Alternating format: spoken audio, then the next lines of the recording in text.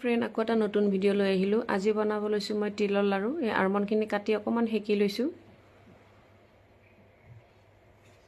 এতিয়া তিলখিনি ভাজি ল'ম মই। তিল লৈছোঁ আধা কিলো। এয়া মোৰ তিলখিনি ভাজি হৈ গ'ল। পানী দিছোঁ আধা কাপ, গুড় দিছোঁ 1.5 কাপ।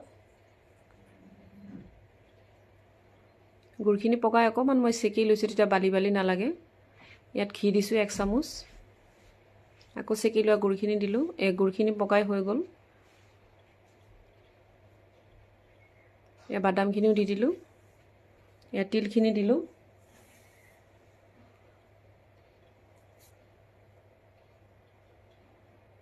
খিনিও ভাজি হৈ গ'ল। হাতত ঘি লগাই বান্ধিলে তেতিয়া হাতখন বেছি নুপুৰে, পুতুককৈ হয় আৰু বান্ধা। এয়া মোৰ লাড়ুকেইটা হৈ গ'ল। এতিয়ালৈ আহিলোঁ, নেক্সট ভিডিঅ'ত লগ পাম। Bye bye.